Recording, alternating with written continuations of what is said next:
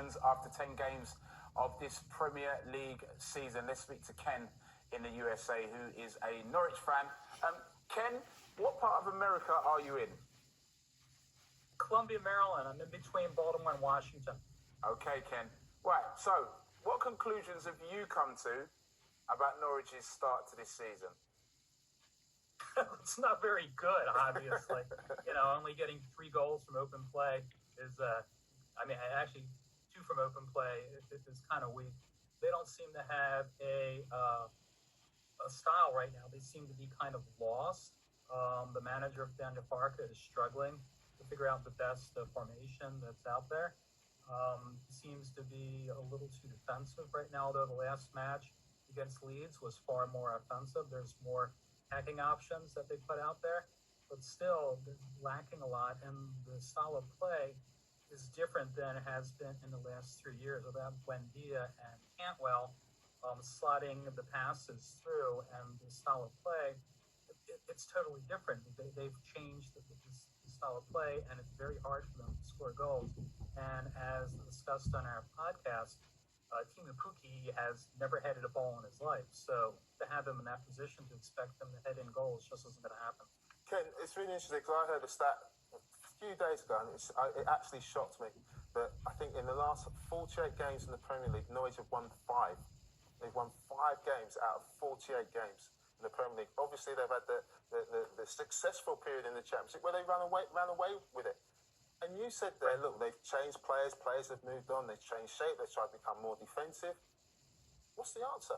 They've tried everything. The manager, you can see the frustration when he comes off at the end of the pitch. What is the answer, Ken?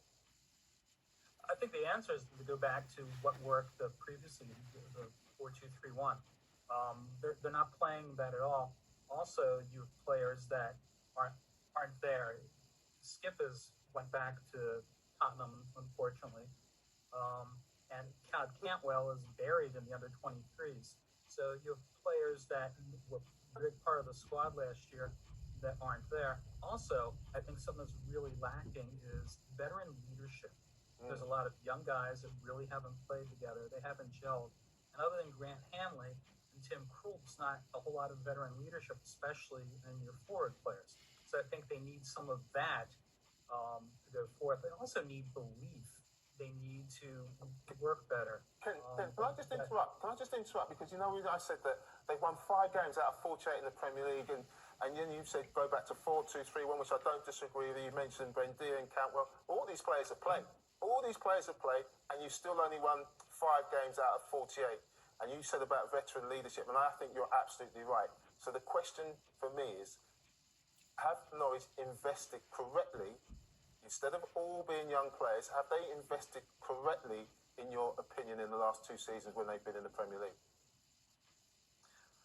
That is a multi-layered question. They've invested correctly in the club in total, but they have not invested correctly in the first team. In the past, they put too much money into the first team, and then the club had financial issues. The club is now in solid financial standing. They've done a lot with the academy. They've done a lot with the facilities. But because of that, they're not in the position to put as much money into the first team. And they're also having to go with not your top-level players, your sub-level players, and they're looking for potential as opposed to, production. It's kind of like in the NBA draft, when you draft someone for potential as opposed to someone who knows coming in.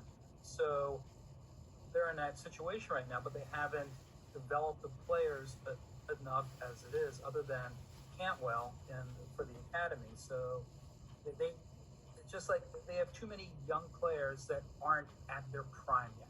Okay. And it's an issue. And as I said last week, the COVID situation really hurt them a lot over the summer, and that's where they had.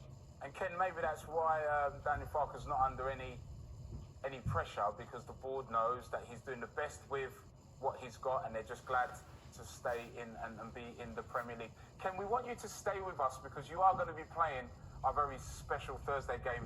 Who are you? Aren't you?